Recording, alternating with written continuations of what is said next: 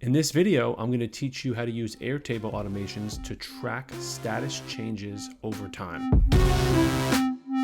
This video was born out of an Airtable community post that just made me furious. Here you are, one user asking a question on July 31st, spending an entire week talking with some of the smartest Airtablers in the entire community, and still ending up 7 days later quitting Airtable as a result of not being able to figure out how to accomplish exactly what we're going to do in this video today. This user needed a way to track the date that a status in one of his records changed to a specific value. People were recommending that he use last modified field, which wasn't going to work for this user because last modified field would track every time the status changed, not just when it hit a specific value. And then folks started to recommend automations, and then they started to discuss date-time format. It goes on and on and on, and I'll link to it in the description of the video.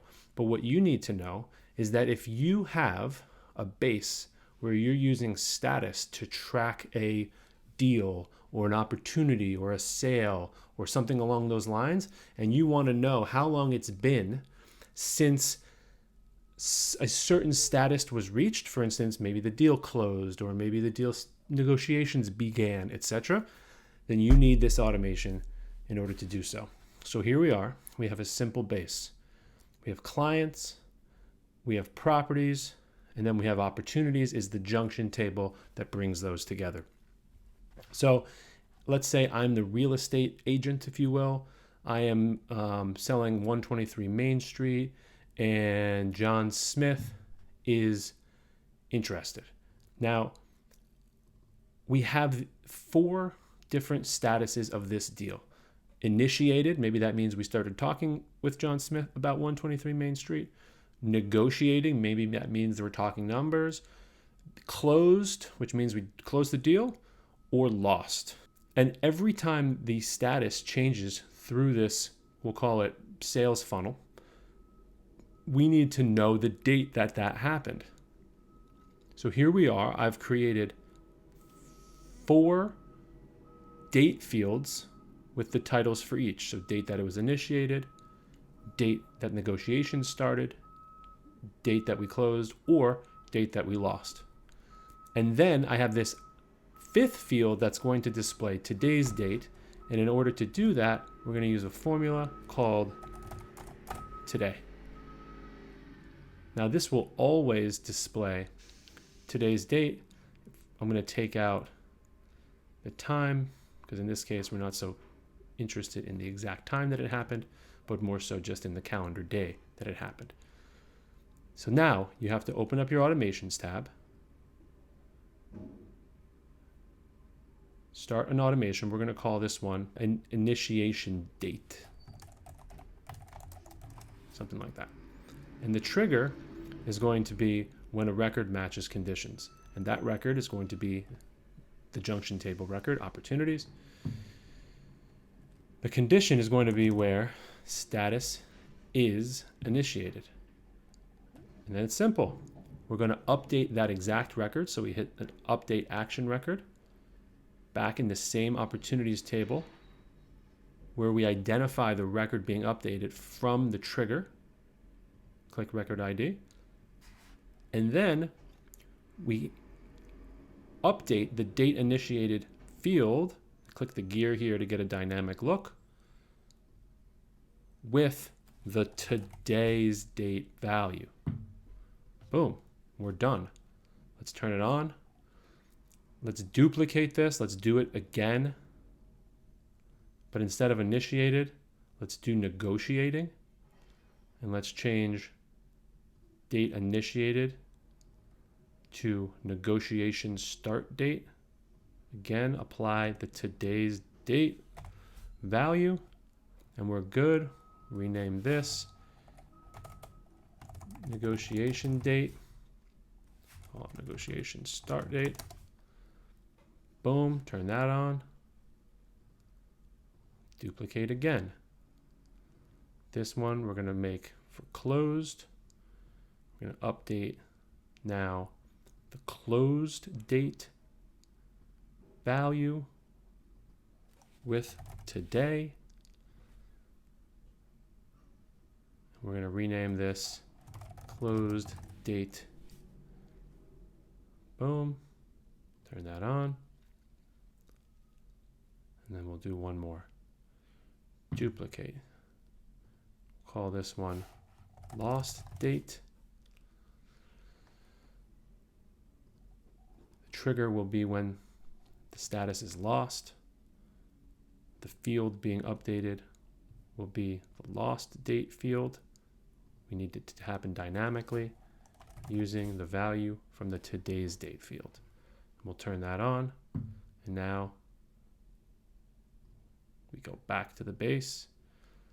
Let's create a couple different, hide that a little bit. So we've got 123 Main Street for John Smith. We've got 456 High Street, Sally Jones. We've got 789 Market Avenue with Tom Sampson. And then let's open up a fourth one here so we can show all four. We've got 456 High Street is also being looked at by John Smith. So there's 4 deals in our pipeline. We've got statuses, and then we've got the automation with the today's date. So here we go. We're going to watch this happen in real time. So let's just say I initiate John Smith's conversation with 123 Main Street. All I have to do is change the status, and the automation takes care of it for us. Now you see September 6th. It shows we've initiated the date. Now let's do for Sally Jones.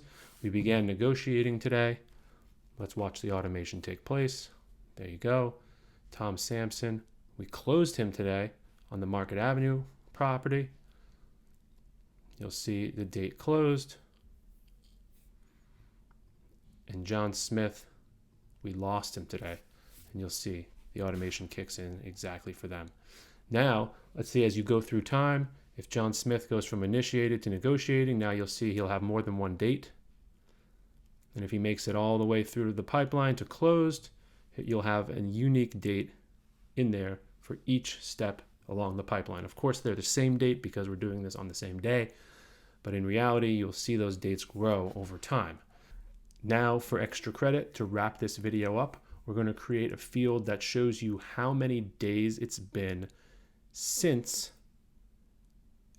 the deal was initiated, or the deal was negotiated, or the deal closed. A lot of the times this is important for your CRM because maybe you have an automation later that kicks in if you've initiated conversations and it's been stuck in the initiated status for a week.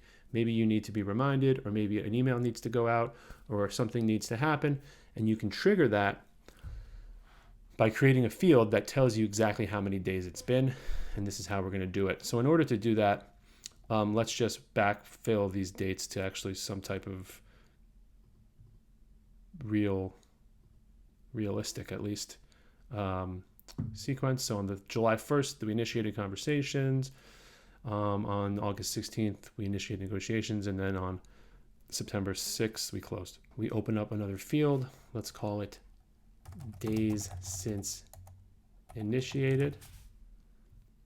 We use a formula, date time difference, and it's going to be from, to, and then the units. So there's going to be 2 dates. So in this case, we'll say the days between today and the date initiated, measured in days, which is where that lowercase d comes in. Hit create field, and you'll see it's been 67 days since initiated. Another trick is we'll wrap this in like a if statement. If date initiated, then this. Otherwise, you're going to get all these error. So now we have that. And then we'll do another one. If date since start of negotiations. And we'll just do the same thing, but we'll call it negotiations date. If negotiation start date, copy that, then make the date time difference formula trigger from there. So it's been 21 days since we started negotiating. In this case, it's been 0 days since we started negotiating. But if we take that back to a more realistic time, you'll see you get those days. And there you go. Hope you learned something. Again, I'm going to leave this Airtable Community Forum post in the description as a cautionary tale. Do not give up on Airtable. Everything is possible. Thanks.